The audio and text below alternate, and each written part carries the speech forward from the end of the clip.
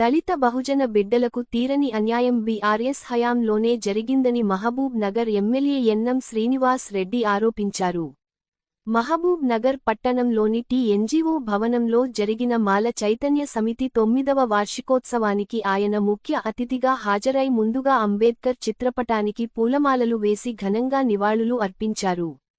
అనంతరం ఆయన మాట్లాడుతూ తెలంగాణ రాష్ట్రం కోసం ఎందరో త్యాగాలు చేశారని, ఆనాడు తొలి ముఖ్యమంత్రిగా ఒక దళితుడిని చేస్తానని కేసీఆర్ వంచించాడని, అలాగే దళితులకు 3 ఎకరాల భూమిని ఇస్తానని నమ్మబలికి నిండా ముంచాడని ఆయన మండిపడ్డారు. కుటుంబ పాలన రాజరిక పాలనతో సమానమైనదని నాడే బాబాసాహెబ్ అంబేద్కర్ చెప్పారని, అదే రాజరిక పాలనతో తెలంగాణ రాష్ట్రాన్ని 10 సంవత్సరాలు కేవలం నలుగురి చేతుల్లోనే ఉంచుకున్నారని, దళిత బహుజన బిడ్డలకు కనీసం మంత్రి పదవి ఇవ్వకుండా అపహాస్యం చేశారన్నారు. ప్రతిపక్షంలో కూడా ఉన్న ఇద్దరే మాట్లాడుతూ తమ పార్టీలోని వారికి ఒక్కరికి కూడా అవకాశం ఇవ్వరని ఆయన చెప్పారు. కాని ఇప్పుడు ఈ ప్రజా ప్రభుత్వంలో ఏ నిర్బంధాలు లేవని నేరుగా ప్రజలు ఎమ్మెల్యేలను, మంత్రులను, ముఖ్యమంత్రిని సైతం ఏ తారతమ్యం లేకుండా నేరుగా కలిసి వారి సమస్యల్ని చెప్పుకొనే అవకాశం ఈ ప్రభుత్వం కల్పించిందని ఆయన చెప్పారు. ప్రజాస్వామ్యం అంటే నలుగురి అభిప్రాయాలు, నలుగురితో మాట్లాడి వారి ఆలోచనలతోటి సమాజానికి ఏది అవసరమో అదే ప్రభుత్వం చేయాలని, ఇప్పుడు కాంగ్రెస్ ప్రభుత్వం అదే స్ఫూర్తితో సమాజానికి మంచి చేయడాని కృషి చేస్తుందన్నారు. భారతదేశ చరిత్ర గతిని మార్చిన అంబేద్కర్ వల్లనే ఇప్పటికి దేశం విచ్ఛిన్నం కాలేదని, అన్ని మతాలు, అన్ని కులాలు, అన్ని వర్గాల ప్రజలు ఈ దేశం నాది అనే ఉద్దేశాన్ని, భావాన్ని అంబేద్కర్ ప్రజల్లో నింపారని ఆయన చెప్పారు. ఈ కార్యక్రమంలో టీపీసీసీ ప్రధాన కార్యదర్శి వినోద్ కుమార్, మూల కేశవులు, రామ్దాస్, గోవింద్ తదితరులు పాల్గొన్నారు.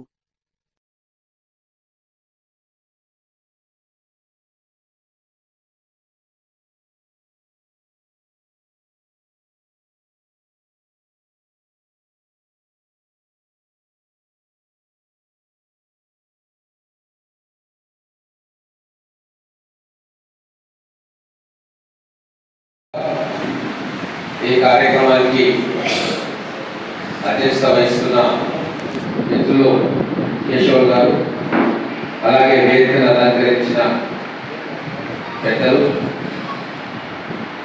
అలాగే నాతో పాటు వచ్చిన అతిథిగా వచ్చిన వినోద్ కుమార్ గారు, మీడియా మిత్రులు అందరికీ నమస్కారం. ఈరోజు 10 ఏళ్ల తర్వాత కొత్త ప్రభుత్వం వచ్చింది.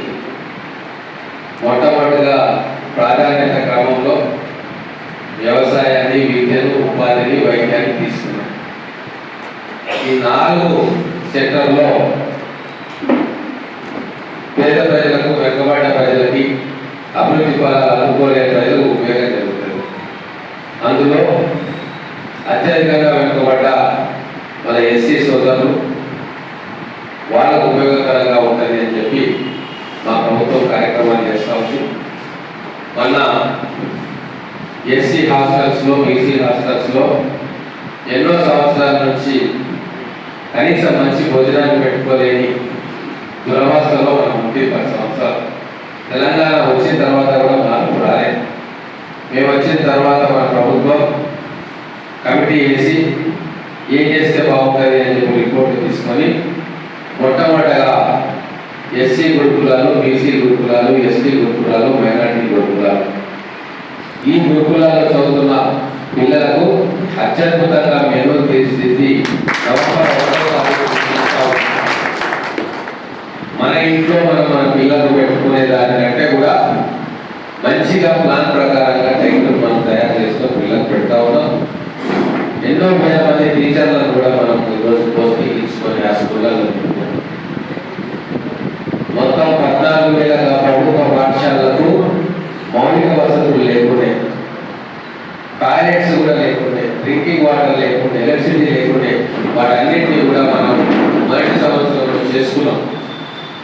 విద్య మీద దృష్టి పెడితే మొదలు బాగుపడేది అట్టడుగున ఉన్న ఎస్సీ సోదరులే. వాళ్ళకు వాళ్ళలో కొంతమంది విద్యకు నోచుకున్నారు, కొంతమంది పాఠశాలకు పోయినరు, ఇంటర్, డిగ్రీ, పీజీ కంప్లీట్ చేసుకున్నారు. ఇంకా విద్యకు నోచుకొని పాఠశాల గుమ్మం తొక్కని వాళ్ళు కొన్ని లక్షల మంది ఉన్నారు. సో అటువంటి వాళ్ళకి విద్యను అందించాలనే లక్ష్యంతో ఈరోజు మా ప్రభుత్వం పనిచేస్తూ ఉంది. మరి చదువుకున్న వాళ్ళకు కూడా ఉపాధి అవకాశాలు రావాలంటే వాళ్ళకు నైపుణ్యం నేర్పాలి. అందుకే స్కిల్ డెవలప్మెంట్ కోసం ఐటీఐలను ఏటీసీలుగా మార్చింది. ఇంకా ఇంటిగ్రేటెడ్ స్కూల్స్ పెడతా ఉన్నాం. ప్రతి దగ్గర స్కిల్ డెవలప్మెంట్ సెంటర్లు పెడతా ఉన్నాం. మన పిల్లలందరికీ కూడా నైపుణ్య శిక్షణ ఇస్తా ఉన్నాం. చాలా మంది ప్రభుత్వ ఉద్యోగాలను చూస్తారు, కానీ ఉద్యోగాల కల్పనలో ప్రభుత్వ రంగంలో కేవలం 2% ఉద్యోగాలు వచ్చాయి. మిగతా 98% మనం ప్రైవేట్ రంగంలోనే లేదా మన కాళ్ళ మీద మనం నిలబడే ఉపాధి తీసుకోవాల్సి వస్తుంది. మరి అందుకే వాళ్ళని మనం ట్రైనింగ్ ఇవ్వాలి, మన పిల్లలకు మనం ట్రైనింగ్ తీసుకోవాలి భవిష్యత్తు కోసం మన ఆలోచనలు చేస్తూ ఉన్నాం. ఎక్కడ లేని విధంగా మహబూబ్నగర్ పట్టణంలో కూడా అనేక మార్పులు తీసుకురావడానికి మేము ప్రయత్నం చేస్తూ ఉన్నాం. మీ అందరూ కూడా సహకారాలు చేస్తూ ఉన్నారు.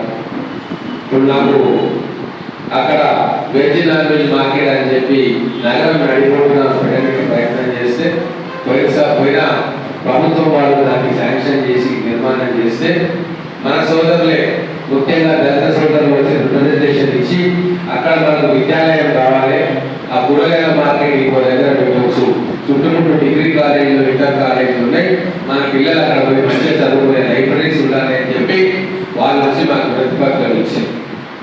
అంటే మీరు కూడా మహబూబ్నగర్ పట్టణంలో ఉన్న ఎస్సీ సంఘాలు కూడా ఎంతో చైతన్యవంతంగా ఆలోచిస్తూ ఉన్నాయి.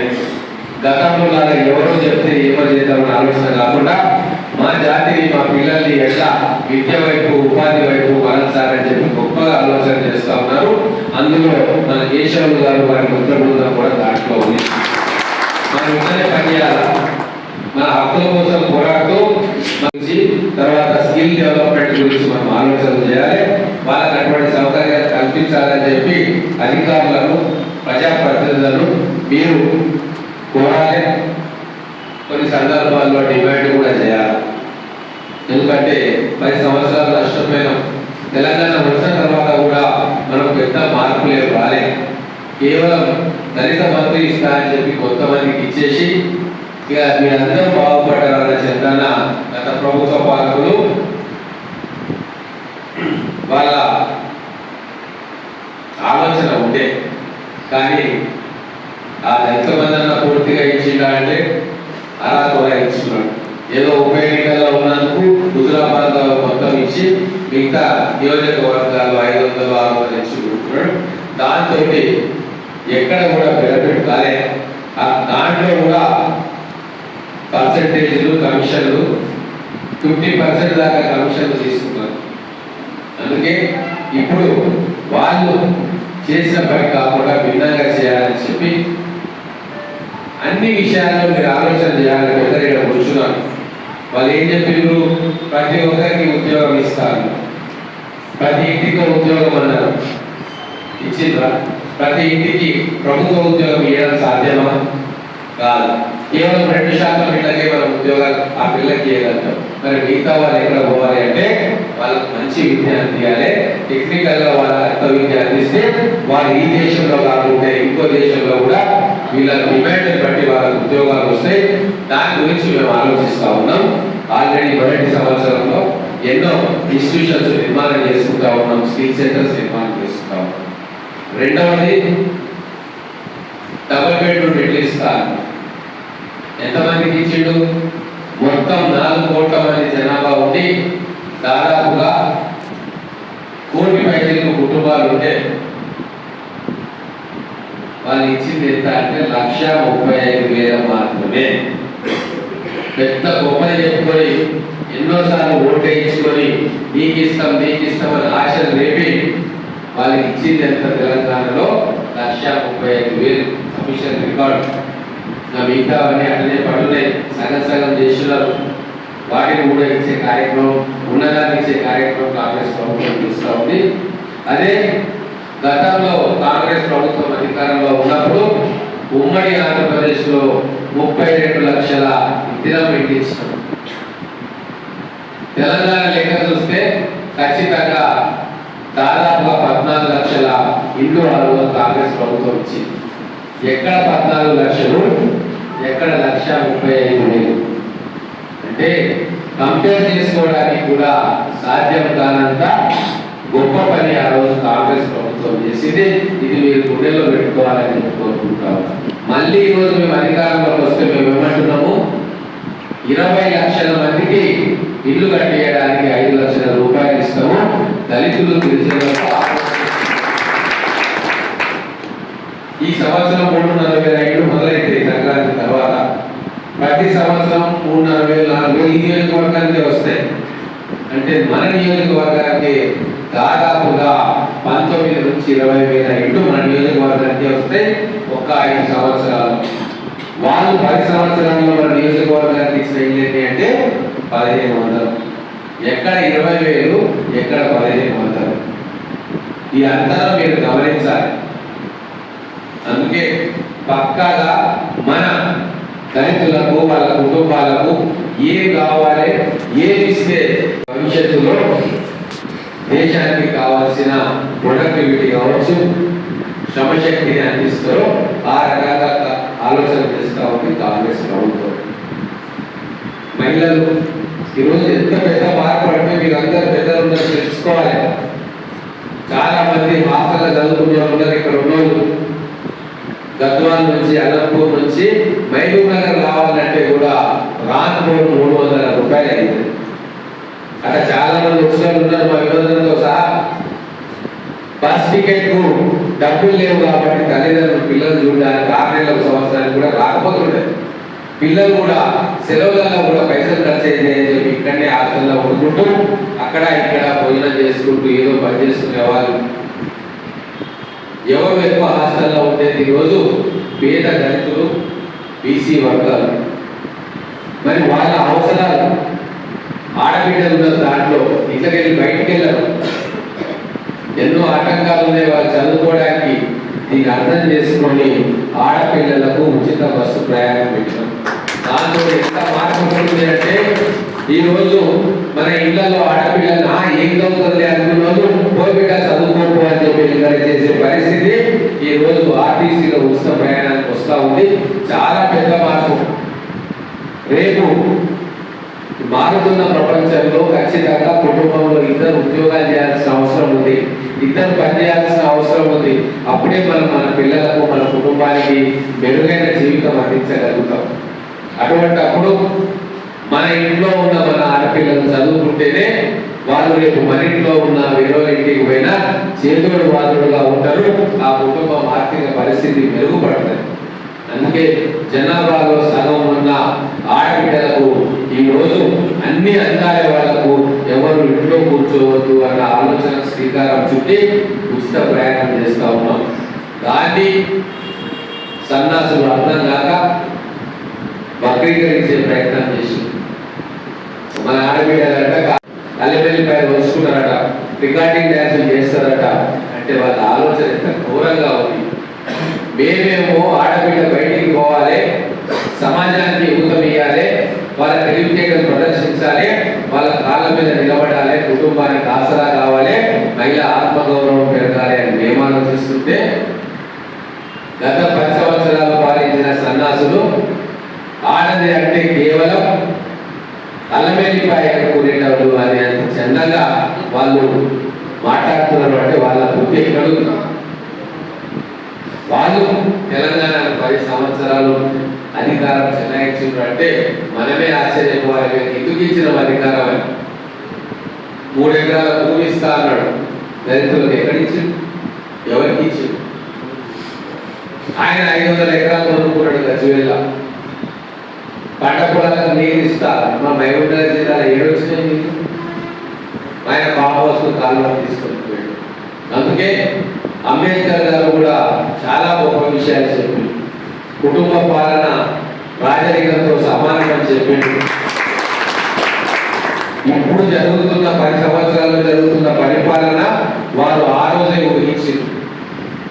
ఎమోషన్లు తీసుకొచ్చి అధికారాన్ని మన నుంచి దూరం చేస్తారు, ఏదో ఒక ఎమోషన్ తీసుకొస్తారు అని చెప్పి ఆ రోజు చెప్పింది. అలాగే జరిగింది. తెలంగాణ ఉద్యమాల్లో పాల్పంచుకున్నది, ఈ రోజు అత్యధికంగా కేసులు ఎదుర్కొన్నది, జైళ్లకు పోయింది దళిత బహుజన బిడ్డలు. మొదటి దళిత ముఖ్యమంత్రి తెలంగాణ రాష్ట్రానికి కావాలన్నది ఆ కుటుంబం కేసీఆర్. మరి అధికారం వచ్చిన తర్వాత కనీసం మంత్రి పదవులు కూడా ఇవ్వకుండా అపహాస్యం పాలు చేసింది. దయచేసి మీరు మనసులో పెట్టుకోవాలని నేను చెప్తాను. ఇప్పుడేం ఎలక్షన్స్ లేవు, ఏం లేవు, కానీ జరిగిన అన్యాయం, జరిగిన అవమానం ఖచ్చితంగా మనసులో పెట్టుకోవాలి. ఒక ప్రజాస్వామిక వాతావరణం ఇప్పుడు ఉంది. గతంలో దేశంలో ఎక్కడన్నా పోయి లేదా పెద్దలందరూ పోయి ఏదైనా ధర్నా చేయాలంటే భయపడేటోడు, రిప్రజెంటేషన్ చేయాలంటే కొద్దిగా ఇబ్బంది అయ్యేది. ఏడ పోలీసులు వస్తారో, ఎక్కడ కేసులు పెడుతుంది. ఇక్కడ ఏ నిర్బంధాలు లేవు. మీ హక్కుల కోసం మీరు గుర్తెత్తవచ్చు. మీరు ఎమ్మెల్యేలు కావచ్చు, మంత్రులు కావచ్చు, ముఖ్యమంత్రులు కావచ్చు. ఇది ప్రజాస్వామ్యం. ఇట్లా ఉండాలి ప్రజాస్వామ్యం అని చెప్పి మన రాజ్యాంగాల్లో పొందుపరిచిన మాని అంబేద్కర్ పాటలు. ఎక్కడ నియంత్రణతో ఉంటుందో, ఎక్కడ ఏక వ్యక్తి పాలన ఉంటుందో ఆ పాలన అంబేద్కర్ సూచించిన విధానాలకు వ్యతిరేకమని చెప్పి మనం గమనించాలి. ప్రజాస్వామ్యం అంటే నలుగురితో మాట్లాడాలి, నలుగురి అభిప్రాయాలు తీసుకోవాలి. ఆ నలుగురు ఒక కుటుంబానికి చెందిన వారు ఉండకూడదు. సమాజంలో ఉన్న అన్ని వర్గాల నుంచి రిప్రజెంటేషన్ ఉండాలి. వాళ్ళందరి సూచనలు సలహాలు తీసుకోవాలి. దాన్ని ప్రజాస్వామ్యం అంటారు. కానీ 10 సంవత్సరాల్లో జరుపుకున్న పాలన తప్ప అది ప్రజాస్వామ్యం కాదు. చెప్పాలంటే ఆ రోజు అధికారంలో ఉద్యమంలో ఇద్దరు, ముగ్గురు లేదా నలుగురు, అధికారంలో నలుగురు. ఆ నలుగురు ఇద్దరు తెర వెనుక, ఇద్దరు ముందుంటారు. ఇప్పుడు ప్రతిపక్షంలో మళ్ళీ ఇద్దరు వాళ్ళే. కనీసం ప్రతిపక్షంలో కూడా వేరే స్థానం ఇవ్వచ్చు కదా. పోరాటం చేయడానికి కూడా మళ్ళీ వాళ్ళే ముందుకు రావాలి. వేరే లేదా దళితులు, బీసీలు, గిరిజనులు ఆ పార్టీలో లేదా మళ్ళీ వీళ్ళే తయారైతారు. ఇదేంటక్క బీసీల కోసం కూడా వాళ్ళే ముందుకు వచ్చి వాళ్ళ హక్కుల కోసం వీళ్ళే కొట్లాడతారట. అంటే బీఆర్జేలో కూడా ఇదే పోరాటం అంట, తెలంగాణ నాకంటే ముందు పోరాటం, ఇప్పుడు కూడా పోరాటం. వాళ్ళ పోరాటం ఏ పోరాటం చేస్తారు అంటే ఒక కుటుంబం ఎన్ని విధాలుగా మనల్ని మోసం చేస్తుంది, ఇంకా మోసం చేయాలని ప్రయత్నం చేస్తుందో మీరు అర్థం చేసుకోండి. మళ్ళీ పొరపాటు అంటే చూడకండి. ఒకవేళ కాంగ్రెస్ పార్టీ భవిష్యత్తులో ఏమైనా పొరపాటు చేస్తే ఇంకా ఆప్షన్స్ చాలా ఉన్నాయి. కానీ మళ్ళీ ఒకసారి బుర్ర తప్పి ఆ కుటుంబం దిక్కు, ఆ పార్టీల దిక్కు చూస్తే ఈసారి 50 సంవత్సరాల పాటు మనల్ని అందగలుగుతారు. ఇది చైతన్యవంతులు మన మానవ సోదరులు మీరు అర్థం చేసుకోవాలి. ఎన్నో పోరాటాలు మీరు చేశారు. మీలో నుంచే భారతదేశ చరిత్ర గతిని మార్చిన అంబేద్కర్ గారు వచ్చి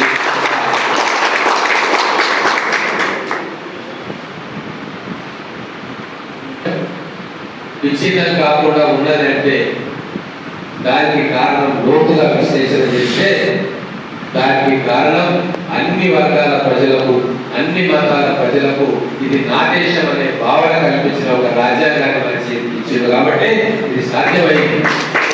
ఖలిస్తాన్ ఉగ్రవాదులు కూడా వాళ్ళు కూడా మళ్ళా మనకు వచ్చి ఆయుధాలు వీడి జనజీవన సమాధిలో కలిసి నార్త్ ఈస్ట్ లో ఎన్నో ఈశాన్య రాష్ట్రాల్లో కూడా ఎన్నో తిరుగుబాటు ఉద్యమాలు వచ్చినా వాళ్ళందరూ కూడా మన రాజ్యాంగాన్ని అర్థం చేసుకొని మాకు కూడా మా హక్కులు గౌరవింపబడితే భారతదేశంలో ఒక రాజ్యాంగ వ్యవస్థ నడుస్తుంది అన్న భావనతో వాళ్ళు నిజంగా ఇటువంటి గొప్ప రాజ్యాంగం మన మధ్య ఉన్నందుకే, దాన్ని మనం అనుసరిస్తున్నందుకే ఈరోజు భారతదేశం విచ్ఛిన్నం కాకుండా అఖండ భారతదేశంగా మిగిలింది. కాబట్టి ఆ రాజ్యాంగాన్ని స్ఫూర్తిగా తీసుకొని మనం అడుగులు వేయాలి. ఈ లోపల రాజ్యాంగాన్ని అవమానపరిచే విషయం, రాజ్యాంగాన్ని మార్చాలని అనుకున్నాడు వాళ్ళ కుటుంబం, రాజ్యాంగాన్ని మార్చాలని పైన కేంద్ర ప్రభుత్వంలో పాలకులు అనుకున్నారు. ఇప్పుడు ఏకంగా అంబేద్కర్ గారి మీదనే అవాకులు చవాకులు పేరే స్థాయికి అది కూడా పార్లమెంటు వేదికగా మొత్తం భారతదేశ ప్రజలు చూస్తుంటే అన్నారు అంటే ఖచ్చితంగా దీన్ని మనం గుర్తుపెట్టుకోవాల్సిన అంశం. చేసినాం మనం, మన వాయిస్ ఢిల్లీ దాకా వినిపించినాం, పార్టీలుగా మేము వినిపించినాం, సంఘాలుగా మీరు కూడా వినిపించాం. కానీ మళ్ళీ ఒకసారి అటువంటిది రాకుండా ఉండాలంటే ఎన్నికలు వచ్చినప్పుడు కూడా ఇది మనం గుర్తుపెట్టుకోవాలి. పోయినసారి ఎన్నికల్లో మన నినాదం సంవిధానం అగ్రమే అని చెప్పి మనం నినాదం చేస్తే అందరూ కూడా కాశ్మీర్ నుంచి కన్యాకుమారి దాకా చైతన్యంతో ఓటేశారు. కాబట్టి కేంద్రంలో ఉన్న పార్టీ 300, 400 అన్న పార్టీ 240కి వచ్చింది. అంటే అంత శక్తి అంబేద్కర్ గారిని రాజ్యాంగాన్ని కించపరిస్తేనే 240కి వచ్చింది. రేపు రాజ్యాంగాన్ని పరిహాసం చేసి కొత్త రాజ్యాంగం రచిస్తామంటే మనందరం కూడా సంఘటితం కావాల్సిన అవసరం ఉంది. ఆ కార్యక్రమంలో మన మాల చైతన్య సమితి కూడా ఇటువంటి కార్యక్రమాలు ప్రజాస్వామ్యాన్ని నిర్బంధించే కార్యక్రమం కానీ, ప్రజాస్వామ్యాన్ని కించపరిచే కార్యక్రమాలు కానీ, వ్యక్తి స్వేచ్ఛ పౌర స్వేచ్ఛను హరించే కార్యక్రమాలు కానీ ఏమున్నా కూడా దళితులు ముందు వరుసలో ఉండి పోరాటం చేయాలి. మీతో పాటు అన్ని వర్గాలు కూడా కలిసి వస్తాయి. కానీ ఆ పోరాటంలో మీరు ముందు ఉండాలి. ఎందుకంటే ఈ రోజు అత్యధికంగా వెనుకబడి అత్యధికంగా అణచివేయబడి సంవత్సరాల తరబడి ఉన్న జాతి మన దళిత జాతి. కాబట్టి వచ్చిన బెనిఫిట్స్ పోకుండా రాజ్యాంగం అంబేద్కర్ గారి ద్వారా అవన్నీ వెసులుబాట్లు కూడా పోకుండా ఉండడానికి ముందు వరుసలో ఉండి పోరాటం చేయాల్సిన బాధ్యత కూడా మీదే. ఈ వెంబడి మేము అందరం ఉంటాం. ప్రజాస్వామ్యవాదులు, ఓసీలు, బీసీలు, మైనారిటీలు, ప్రజాస్వామ్యవాది అయిన ప్రతి ఒక్కరు కూడా దళిత సమాజానికి ఎప్పుడు కూడా వెన్నంటే ఉంటారు. కాబట్టి మీరు చైతన్యంతో ముందుకు నడవండి.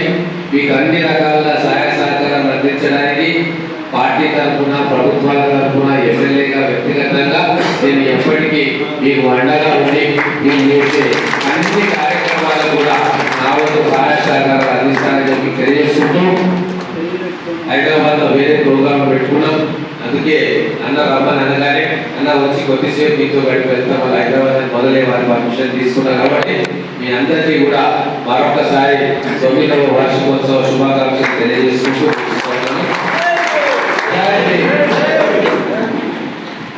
ఎక్కువ దాడులు మళ్ళా పెట్టి దాడులు చేసినారు. చేస్తే ఎస్సీఎస్ కేసు నమోదు చేసినాం. కంప్లీట్ చేసి మన ఎస్ఐ దృష్టి తీసుకుపోయిన తర్వాత డిఎస్పీ వారి దృష్టి తీసుకుపోయి దాదాపు అంటే మేము మాకు నేడు అంటే 2018 నుంచి ఈ సంవత్సరం వరకు దాదాపు మేము 23 కేసులు ఎస్సీఎస్ కేసులు నమోదు చేసినాం. భవిష్యత్తులో కూడా మేము బాధ్యత పరీక్ష నిలబడి న్యాయం చేయడానికి వాళ్ళ పరీక్ష నిలబడతాం. ఓకేనా? ఈరోజు మానవ చైతన్య సమితి 9వ వార్షికోత్సవం సందర్భంగా అందరికీ తెలియజేసుకుంటూ ముందుగా కేంద్ర రాష్ట్ర ప్రభుత్వాలు నిరంకుశ వ్యతిరేక ధోరణిని మేము ఖండిస్తున్నాం. ఎందుకంటే ఈ కేంద్రంలో మనవాది పార్టీ బీజేపీ పార్టీ ఎస్సీ వర్గీకరణ చేసుకోవచ్చనే అంశంపైన సుప్రీంకోర్టు ద్వారా దొడ్డిదారిన సుప్రీంకోర్టు ద్వారా 341 ఆర్టికల్ను సవరించకుండానే సుప్రీంకోర్టు ద్వారా ఈరోజు తీర్పు ఇవ్వడం మేము యావత్ భారతదేశం నుంచి, అదేవిధంగా ఉమ్మడి తెలంగాణ, ఆంధ్రప్రదేశ్ రాష్ట్రాల నుంచి మేము ముక్తఖండంతో మాలను వ్యతిరేకిస్తున్నాం. ఎందుకంటే రాజ్యాంగబద్ధంగా జరగాల్సినటువంటి 341 ఆర్టికల్ను సవరించే హక్కు ఒక పార్లమెంటుకు తప్ప ఈ దేశంలో కానీ ఏ కేంద్ర రాష్ట్ర ప్రభుత్వం లేదని తెలిసినప్పటికీ కూడా సుప్రీంకోర్టు ఈ తీర్పు ఇవ్వడము మేమందరం వ్యతిరేకిస్తున్నాం. ఖచ్చితంగా ఇలాంటి ఈ సుప్రీంకోర్టు ఇచ్చిన తీర్పును వెనక్కి తీసుకునేంత వరకు రాష్ట్రంలో మాలలము ఉత్తకట్టముతో అంటే మేము పోరాటాలు చేసి అట్టి తీర్పును వెనక్కి తీసుకునేంత వరకు కేంద్ర రాష్ట్ర ప్రభుత్వం ఒత్తిడి తీసుకొస్తాం. భవిష్యత్తులో భారత రాజ్యాంగానికి అనుగుణంగానే సవరణ జరిగేంత వరకు పోరాటం చేస్తామని విజ్ఞప్తి చేస్తున్నాం, తెలియజేస్తాం. మానవ చైతన్య సమితి ఉమ్మడి జిల్లా ఉద్యోగ సంఘ అధ్యక్షుడి. ఈ మానవ చైతన్య సమితి ఏర్పడి దాదాపు 9 సంవత్సరాలు కావస్తుంది. దీంట్లో భాగంగా ఉద్యోగ సంఘాల తరపున ఏంటంటే మా ఉద్యోగస్తులపైన ఎవరిపైన దాడి జరిగినా లేకుంటే వేరే ఉద్యోగస్తులు మా ఉద్యోగస్తుల మీద అనుచిత వ్యాఖ్యలు చేసిన వారి మీద కఠిన చర్యలు తీసుకోవడానికి మేము ముందుండి పోరాడతామని తెలియజేస్తాం. జై